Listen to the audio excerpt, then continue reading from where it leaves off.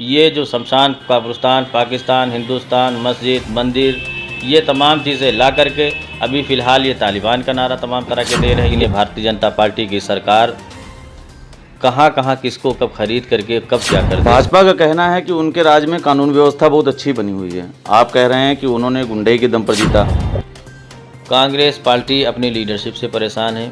Congress party ने अपना अभी राष्ट्रीय अध्यक्ष भी नहीं चुन पाई है। चुनाव है, समाजवादी पार्टी की क्या रणनीति रहेगी कि समाजवादी पार्टी एमएलसी के चुनाव पर किस प्रकार से प्रत्याशी का चयन करेगी? संघर्ष से उबरने को सपा भी तैयार, सपा जिला अध्यक्ष कर रहे युवाओं को तैयार। विधानसभा जीत के लिए कस लिए कमर, सपा के झंडे का होगा फिर क्या असर? देखिए सपा जिला अध्यक्ष हाफिज अयाज से खास बातचीत। वैसे तो आधिकारिक रूप से अभी विधानसभा चुनावों की घोषणा नहीं हुई है, लेकिन राजनीतिक पार्टियों ने आने वाले चुनाव को लेकर तमाम तैयारियां शुरू कर दी हैं। राजनीतिक पार्टियां वर्तमान समय में किस प्रकार से तैयारियां कर रही हैं, इस विषय पर चर्चा करने के लिए हम मौजूद हैं जनपद बाराबंकी से समाजवादी पार्टी के जिला अध्यक्ष हाफिज अयाज जी के साथ। अयाज जी से हम बात करेंगे और जानेंगे कि समाजवादी पार्टी किस तरह से बाराबंकी की विधानसभा सीटों को जीतने का प्रयास कर रही है। अध्यक्ष जी, बहुत बहुत स्वागत है आपका। बातों की सिलसिला शुरू करते हैं तो जनपद बाराबंकी में आपका जिस सीट पर कब्जा था, जिला पंचायत अध्यक्ष की सीट पर कब्जा था, उसको भाजपा ने हथिया लिया, लेकिन इसके बावजूद सपा का प्रदर्शन अच्छा रहा। किस तरह से सोचते हैं, किस तरह से ये विचार लेकर चलते हैं कि समाजवादी पार्टी आगे किस प्रकार से प्रदर्शन करेगी? सबसे पहले आपका बहुत बहुत धन्यवाद। समाजवादी पार्टी जिला पंचायत के चुनाव में जीती थी। पार्टी के करीब 23 प्रत्याशी चुनाव जीत करके आए थे और कुछ समर्थित भी जीत करके आए थे, लेकिन भारतीय जनता पार्टी ने गुंडई के दम पर और जिला पंचायत उस सदस्यों को डरा करके, धमका करके, उनके घरों मकानों के ऊपर नोटिसें चस्पा करके, उनके कॉलेजों को गिराने के साथ साथ कई मतलब सीज किए।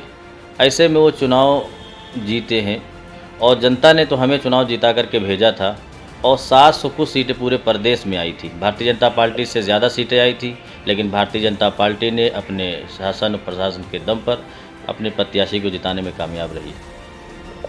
भाजपा का कहना है कि उनके राज में कानून व्यवस्था बहुत अच्छी बनी हुई है। आप कह रहे हैं कि उन्होंने गुंडई के दम पर जीता। दोनों बातों में विरोधाभास है।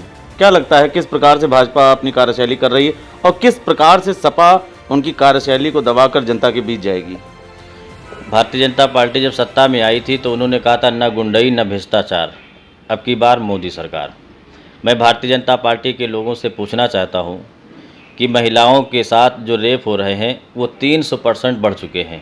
नाबालिग बच्चियों के साथ जो रेप हो रहे हैं उसकी घटनाएं आए दिन होती रहती हैं। उसमें भारतीय जनता पार्टी के विधायक भी शामिल हैं, चाहे उन्नाव का मामला रहा हो या और कहीं का मामला रहा हो। महिलाओं के साथ सबसे ज़्यादा अगर कहीं दुर्व्यवहार हुआ, चाहे महिलाओं का चीरहरण हुआ अभी ब्लॉक प्रमुख के चुनाव में, इसी भारतीय जनता पार्टी की सरकार में हुआ है। प्रदेश के अंदर गुंडाई राज इस वक्त चरम पे है और ये सरकार ये दावा कर रही है आए दिन कि गुंडे लोग प्रदेश छोड़ करके चले गए हैं और आए दिन ये सुनने में आ रहा है कि फलां जगह इनकाउंटर हो गया, फलां जगह इनकाउंटर हो गया। अगर गुंडे प्रदेश छोड़ करके चले गए तो ये इनकाउंटर क्यों इतना हो रहा है? इसके पीछे सिर्फ और सिर्फ जनता का ध्यान भारतीय जनता पार्टी के विकास पे न जाए। ये जो शमशान, कब्रिस्तान, पाकिस्तान, हिंदुस्तान, मस्जिद, मंदिर, ये तमाम चीज़ें ला करके अभी फ़िलहाल ये तालिबान का नारा तमाम तरह के दे रही है। इसको इतना मीडिया फैला रही है तालिबान तालिबान तालिबान करके कि भारतीय जनता पार्टी 2022 के चुनाव की तैयारी कर रही है। जनता से मैं कहना चाहता हूं कि आने वाले समय में जिस तरीके से आपको कोरोना काल में परेशानी हुई, नोटबंदी में परेशानी हुई, एनआरसी का मुद्दा रहा, तमाम तरह के ये मुद्दे जो लेकर के आए, बिल लेकर के आए, किसान का हो चाहे सारे धर्म के लोग परेशान रहे, वो तमाम अपनी समस्याएं मत भूलें। आने वाले समय में एकजुट होकर के 2022 में समाजवादी पार्टी का साइकिल निशान दबा करके समाजवादी पार्टी के महबूब नेता अखिलेश यादव को मुख्यमंत्री बनाने के लिए एक्सरसाइज। अभी हालांकि विधानसभा के चुनाव तो दूर हैं, लेकिन सामने इस वक्त एमएलसी के चुनाव हैं।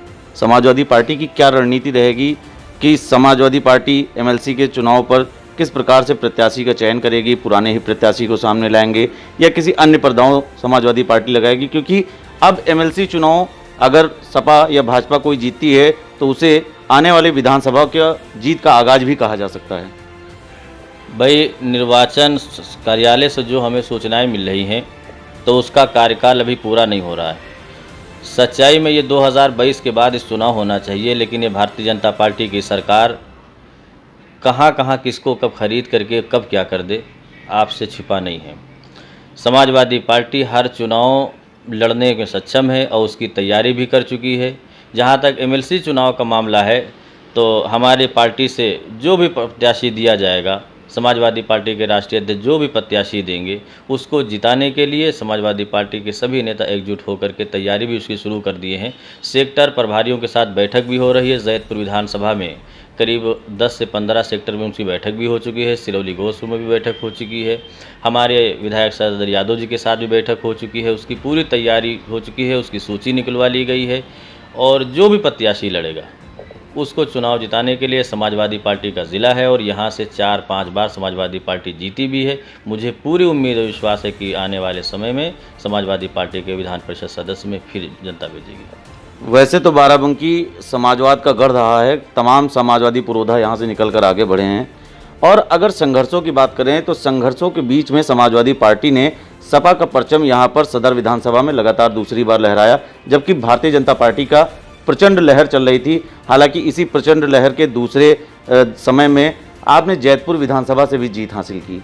अन्य जगहों से हालांकि आपको जीत नहीं मिली।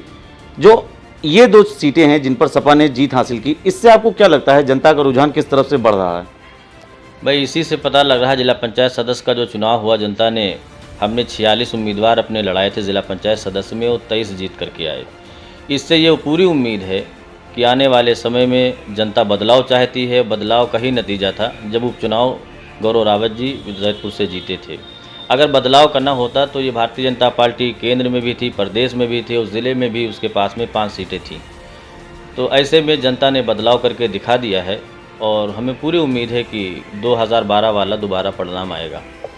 भारतीय जनता पार्टी से हमने विकास के मामले पर सवाल किया और हमने कहा जनपद बाराबंकी में उनके 4 विधायक, 1 सांसद मौजूद हैं और यहाँ पर सपा के एमएलसी के द्वारा तमाम बाराबंकी की सदर विधानसभा सीट पर तमाम स्वागत गेट लगवाए हैं। तो इस पर उनका जवाब ये आया कि वो समाजवादी पार्टी प्रचार में विश्वास रखती है। आपके पास क्या प्रमुख एजेंडा है जिससे आप भाजपा को पीछे हटाएंगे और अपनी सरकार बनाने का दावा पेश करेंगे? समाजवादी पार्टी ने अपने काम पर और माननीय अखिलेश यादव जी के नाम पर जनता के बीच में जाकर के बताना शुरू कर दिया है कि हमने महिलाओं के साथ बहुत अच्छा व्यवहार किया और महिलाओं को कन्या विद्यादान, बेरोजगारी भत्ता, छात्राओं को लैपटॉप योजना, पढ़े बेटियां बढ़े बेटियां, हमारी बेटी उसका कल, खिलाड़ियों के लिए Kanha stadium, Agra expressway, Purvanchal expressway, metro train, इसी तरीके से बहुत सारी योजनाएं हैं जो हम अगर गिनाने पे आ जाएं तो कम से कम 1 घंटा उसी को तमाम स्कीमें बताने को लग जाएगा। हम आपसे ही पूछना चाहते हैं कि भारतीय जनता पार्टी का कोई एक बड़ा काम बता दीजिए जिससे जनता में उसको आम जनमानस को फ़ायदा हुआ हो। समाजवादी पार्टी ने लोहिया आवास देने का काम किया। समाजवादी पार्टी ने लैपटॉप दिया तो सभी जात धर्म के लोगों को लैपटॉप दिया। समाजवादी पार्टी ने गरीबों का दर्द महसूस करते समाजवादी स्वास्थ्य सेवा चलाई जिससे हर गरीबदार धर्म के लोग फ़ायदा उठा रहे हैं। लेकिन भारतीय जनता पार्टी ने जो भी स्कीमें दी हैं, आप एक स्कीम बता दीजिए कोरोना काल के अंदर कि उससे जो प्रवासी मजदूर थे उनको फ़ायदा मिला हो, या जो किसान रहे उनको फ़ायदा मिला हो, व्यापारी रहे उनको फ़ायदा मिला हो। किसानों को किसान में के हित में बता रहे हैं, हम बिल लेकर के आए, उससे बहुत बड़ा फ़ायदा होगा। किसान धरने पे बैठा हुआ है, कितने महीनों से बैठा हुआ है वो भी आपसे छुपा नहीं है। जीएसटी के नाम पे व्यापारी कितना परेशान है, नोटबंदी के नाम पे कितना परेशान है। हर व्यक्ति के लिए, चाहे अल्पसंख्यकों को एनआरसी का मुद्दा रहा हो, आप उसको अल्पसंख्यक को परेशान कर दिया है। हिटलर शाही पे मोदी सरकार उतरी हुई है। जिस तरीके से हिटलर ने जनता को खोखला करके उसके बाद में अपनी पूजा करानी शुरू की थी, मोदी सरकार भी यही चाहती है कि जनता को इतना परेशान कर दो, इतना परेशान कर दो कि उसको खाने से मांगने से ही फुर्सत न मिले, हमारी तरफ देखने की ही उसको फुर्सत न मिले, ना विकास की कोई बात करे। लेकिन जनता बहुत जागरूक हो चुकी है। अब वो किसी बहकावे में नहीं आएगी, न मंदिर के नाम पर, न मस्जिद के नाम पर, न ज़ात बिरादरी के नाम पर। सिर्फ़ और सिर्फ विकास का मुद्दा ही रहेगा। और मुझे पूरी उम्मीद है जो अखिलेश यादव जी ने 12 से 17 में जो विकास किया था उसी को देखते हुए जनता उस माननीय अखिलेश यादव जी को चुनेगी। जनपद बाराबंकी में 6 विधानसभा सीटें हैं। 6 विधानसभा सीटें पे जीत हासिल करने के लिए सभा किस तरह से लोगों का नाम आगे बढ़ाएगी, इस पर युवाओं के लिए विचार किया जाएगा, या जो पुराने कार्यकर्ता हैं, जो पुराने नेता हैं, या पुराने ऐसे कद्दावर नेता हैं जिन्होंने जीत सीट पर हासिल की है, उनका नाम आगे बढ़ाया जाएगा या युवाओं को मौका दिया जाएगा? समाजवादी पार्टी जिताऊ प्रत्याशी का चयन करेगी। जाति समीकरण भी मुद्दा रहेगा सबसे पहले देखिए समाजवादी पार्टी का वफादार कौन है, समाजवादी पार्टी का जिम्मेदार जनता के बीच में कौन सा कार्यकर्ता जाता है, नेता जाता है। यूथ भी लड़ाया जाएगा और समाजवादी पार्टी के जो सीनियर नेता हैं उनको भी समाजवादी पार्टी मौका देगी। समाजवादी पार्टी हमेशा युवाओं को आगे बढ़ाती है, आगे बढ़ाई रही है। अभी राजेश यादव जी को आपने देखा विधान परिषद के चुनाव में, गौरव रावत जी को विधानसभा के चुनाव में, और उससे पहले भी नेताजी ने माननीय सुरेश यादव जी को बढ़ा करके युवाओं को मैसेज दिया था। बहुत अच्छी बात है। आने वाले समय को जिस तरह से देखा जा रहा है, भाजपा लगातार मुद्दा बना रही है और इन्हीं के बीच में उत्तर प्रदेश की राजनीति में ओवैसी की एंट्री भी हो रही है। आम आदमी पार्टी भी अब कहा है उसने कि वो उत्तर प्रदेश में सभी सीटों पर चुनाव लड़ेगी। जिस तरह से भाजपा चल रही है उसके सामने इन पार्टियों के आने से सपा को क्या प्रभाव पड़ेगा, क्या असर आएगा इस पर? जनता जानती है कि MIM पार्टी किसकी पार्टी है, उससे कोई छिपा नहीं है। अभी विधानसभा चुनाव बिहार का हुआ है, RJD वहाँ पे कैसे और क्यों हारी, कांग्रेस का गठबंधन था क्यों हारी उस पता है। बंगाल के अंदर MIM गई वहाँ पे और जनता ने इसको सबक सिखाने का काम किया। कोई भी सीट पे ये 15-20 हज़ार कोई क्रॉस वोट नहीं कर पाए। अभी ये पश्चिम इनका दौरा हुआ और वहाँ के भी अल्पसंख्यकों ने इनको नकार दिया। ये सिर्फ दूसरे की चाल चलते हैं। अगर ये अल्पसंख्यकों को सच में हितैषी हैं तो सबसे पहले वहाँ के जो मुख्यमंत्री हैं, इनके विधानसभा के, उनसे हम पूछना चाहते हैं कि वो भारतीय जनता पार्टी के साथ कंधे से कंधा मिला करके चल रही है। NRC का मुद्दा आया, उसमें KCR की पार्टी ने उनको समर्थन दे करके धन्यवाद भी किया था। ऐसे में ओवैसी साहब उस समय कहाँ थे जब समाजवादी पार्टी ने संसद भवन से लेकर के रोडों के ऊपर और हमारे जनपद के अंदर भी धरना प्रदर्शन हुआ था, हमारे मंत्री विधायकों के ऊपर मुकदमे हुए थे, तब ओवैसी की पार्टी कहाँ थी? ओवैसी की पार्टी सिर्फ नफ़रत फैलाती है और उनको सिर्फ यही कहना है कि कितनी भी मेहनत करो यूपी में आकर के आओ बिरयानी खाओ और अपने हैदराबाद चले जाओ। भारतीय जनता पार्टी साफ ये कह रही है, कई बार बड़े बड़े नेता भी उनके इस तरह से बयान दे चुके हैं कि समाजवादी पार्टी सिर्फ ट्विटर पर काम कर रही है, धरातल पर नहीं आ रही। आपको क्या लगता है कि धरातल पर किस तरह से समाजवादी पार्टी कार्य कर रही है और कार्यकर्ताओं को, बड़े नेताओं को किस प्रकार से जीत का मंत्र आपके नेतृत्व में जनपद बाराबंकी में दिया जाएगा ताकि आने वाली विधानसभा सीटों पर आप सपा का परचम लहरा सकें? समाजवादी पार्टी ने धरना प्रदर्शन के माध्यम से कई आंदोलन किए हैं और पार्टी ने जनपद के अंदर हर विधानसभा में अभी समाजवादी घेरा कार्यक्रम किया, समाजवादी खिलाड़ी घेरा कार्यक्रम किया, समाजवादी साइकिल यात्राएं निकाली। समाजवादी पार्टी की जो अखिलेश यादव जी की नीति है उनको बताने के लिए चौपाल के माध्यम से, आओ जलाओ के माध्यम से, तमाम तरह की बहरहाल जो भी स्कीमें थी वो विधानसभा स्तर पे हमारे नेता कार्यकर्ता कर रहे हैं। और विधानसभा में एक विधानसभा में जितने भी आवेदक हैं, सभी आवेदक अपने अपने स्तर से समाजवादी पार्टी को जिताने के लिए समाजवादी पार्टी की स्कीमों को जनता के बीच में रख रहे हैं, बता रहे हैं।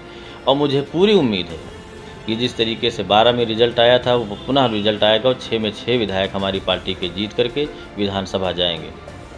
उत्तर प्रदेश की राजनीति बड़ी रोचक रही है। उत्तर प्रदेश की जनता ने जब भी जिस पार्टी को साथ दिया है उसका सीधा बहुमत दिया है। अगर थोड़े से पिछले समय में जाएं तो बहुजन समाज पार्टी ने बहुमत हासिल किया, उसके बाद समाजवादी पार्टी ने बहुमत हासिल किया, फिर भारतीय जनता पार्टी ने बहुमत हासिल किया और तीनों समय के अंतराल में तमाम पार्टियों ने अपनी सरकार बनाई। क्या लगता है कि आने वाली समय में क्या इसी प्रकार का परिवर्तन एक बार फिर होगा? समाजवादी पार्टी जब 2004 में उसकी सरकार थी तो जिला पंचायत का चुनाव में BSP ने बहुत बम्पर चुनाव जीता था और 2007 में बहुजन समाज पार्टी विजयी होकर के आई थी, बहन मुख्यमंत्री मायावती जी बनी थी। 2007 के बाद जब फिर जिला पंचायत का चुनाव हुआ तो समाजवादी पार्टी अधिक मतों से जीती थी और करीब 900 कुछ सीटें समाजवादी पार्टी ने जीती थी। तो 2012 में समाजवादी पार्टी की सरकार बनी थी। आपसे हम यही पूछना चाहते हैं, आपके ही तमाम यूट्यूब के चैनल और भी तमाम चैनलों ने दिखाया था कि 2017 के बाद जो अब की ज़िला पंचायत चुनाव हुआ है उसमें 700 कुछ सीटें समाजवादी पार्टी ने जीती हैं। तो इस हिसाब से जनता ने तो मैंडेट समाजवादी पार्टी के हक में दे ही दिया है। और ज़िला पंचायत प्रमुख के चुनाव में भी जो BDC, DDC, ब्लॉक प्रमुख और ये अपने प्रधानगण हैं, ज़िले के साथ साथ पूरे प्रदेश में आप देख लीजिए ज़्यादा से ज़्यादा संख्या में समाजवादी पार्टी के लोग जीत करके आए। इससे पूरी उम्मीद है कि आने वाला समय समाजवादियों का समय है। कुल मिलाकर यह कहना बड़ी बात नहीं होगी कि आने वाले विधानसभा के चुनाव में सपा और भाजपा का सामना होगा। सपा और भाजपा के सामने में कांग्रेस पार्टी को किस तौर पर देखते हैं आप? कांग्रेस पार्टी अपनी लीडरशिप से परेशान है। कांग्रेस पार्टी ने अपना अभी राष्ट्रीय अध्यक्ष भी नहीं चुन पाई है और कांग्रेस पार्टी सिर्फ और सिर्फ कुछ ही प्रदेशों में सिमट के रह गई है। कांग्रेस पार्टी को चाहिए कि उसको अपना पूरा समर्थन समाजवादी पार्टी को दे दे। अगर वो जनता का सम्मान करती है, जनता के साथ अच्छा व्यवहार करना चाह रही है, जनता का विकास चाह रही है, तो उसके 10, 15, 20 विधायक अगर जीत के आएंगे भी तो उससे कांग्रेस का कोई बहुत ज़्यादा जनाधार नहीं बढ़ सकता। ऐसे में उसको चाहिए समाजवादी पार्टी को समर्थन करके जनता के साथ में एहसान करें। सपा आने वाले चुनाव में किस एजेंडे पर काम करेगी और किस प्रकार से जीत हासिल करेगी, इसके बारे में जानकारी दें। समाजवादी पार्टी की पहले तो प्रमुख योजनाएं जो 12-17 चलाई गई थी उनको समाजवादी पार्टी जनता के बीच ले जाएगी और माननीय राष्ट्रीय अध्यक्ष जी का जो अभी नई जो घोषणा पत्र आएगा वो घोषणा पत्र के माध्यम से जनता के बीच में हम जाएंगे। जैसे माननीय राष्ट्रीय अध्यक्ष जी ने कहा है कि 300 यूनिट बिजली हम फ्री देंगे, बहुत बड़ी बात कही है। उन्होंने ये भी कहा है कि जो पेंशन, समाजवादी पेंशन थी उसको भारतीय जनता पार्टी ने बंद कर दिया है। किसान बीमा दुर्घटना जो मिलता था किसानों को वो भी बंद कर दिया है। तमाम एक्सप्रेसवे बनाए जा रहे थे भारतीय जनता पार्टी ने उनको बंद कर दिया है। चीनी मिलें भी बंद कर दी हैं। जो विकास समाजवादी पार्टी की सरकार में मेट्रो से लेकर के हाईवे से लेकर के तमाम तरह की कॉलेज, मेडिकल कॉलेज चल रहे थे, सब बंद कर दिया है। वो पुनः बहाल किए जाएंगे, वो मुद्दा रहेगा। और सबसे बड़ा मुद्दा जो रहेगा वो ये रहेगा कि भारतीय जनता पार्टी ने जात पात के नाम पे, हिंदू मुस्लिम के नाम पे जो इतनी बड़ी खाही पैदा कर दी है, उस खाही को बराबर करने के लिए हर जात वर्ग के लोगों को समझाएंगे। और जिसकी शुरुआत भी अभी अयोध्या के तमाम महंत गए थे और किसान नेता नरेश टिकैत जी भी मिले हैं, उनके तमाम राजनीतिक और लोग भी मिले हैं, उसकी शुरुआत हो चुकी है। जो नई घोषणा पत्र आएगा उसके हिसाब समाजवादी पार्टी जनता के बीच में जाएगी। किसानों का एक बड़ा मुद्दा चल रहा है इस समय, वो किसान लगातार भारतीय जनता पार्टी का विरोध कर रहे हैं और भारतीय जनता पार्टी कह रही है कि हम किसानों के बड़े हितैषी हैं। अगर वो हितैषी हैं तो किसानों का विरोध क्यों, और अगर किसान विरोध कर रहे हैं तो सरकार उस पर ध्यान क्यों नहीं दे रही? समाजवादी पार्टी ने किसानों के साथ 2012 में कितना सम्मान किया वो आपसे छिपा नहीं है। भारतीय जनता पार्टी अगर किसानों का सम्मान करती तो उनके ऊपर लाठियाँ न चलवाती, उनके ऊपर गोलियाँ न चलवाती, उनके ऊपर पानी की बौछारें न फेंकती। भारतीय जनता पार्टी की सरकार ने उनको ऊपर ये जुल्म के साथ साथ जो वो कई महीनों से रोड पर पड़े हुए हैं उनको पानी कौन दे रहा है, तो पानी रोकने के लिए उन्होंने लोगों को मारा पीटा है। उनको खाना कौन पहुंचा रहा है उसको मारा पीटा है, उनको जेल में डाला है।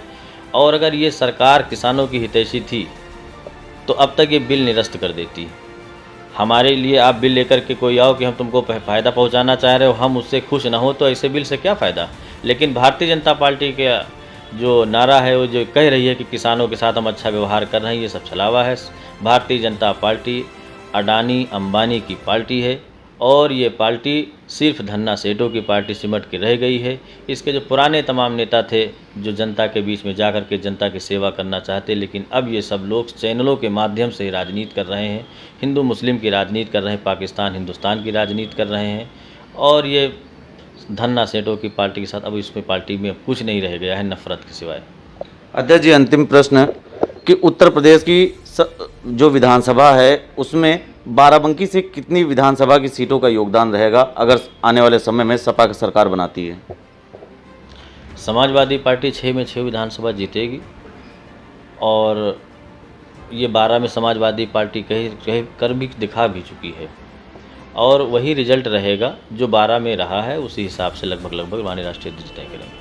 तो धन्यवाद अध्यक्ष जी। आप थे जनपद बाराबंकी से समाजवादी पार्टी के जिला अध्यक्ष हाफिज अयाज साहब, जिन्होंने बताया कि जिस तरह से समाजवादी पार्टी ने 2012 में एक बड़ी जीत हासिल की थी, आने वाले विधानसभा के चुनाव में एक बार फिर उनके नेतृत्व में अखिलेश यादव के चेहरे पर फिर समाजवादी पार्टी चुनाव लड़ेगी और जनपद बाराबंकी से 6 की 6 सीटों पर वह सपा का परचम लहराएंगे। जनपद बाराबंकी से द इंडियन ओपिनियन के लिए सरदार परमजीत सिंह के साथ नितेश मिश्रा।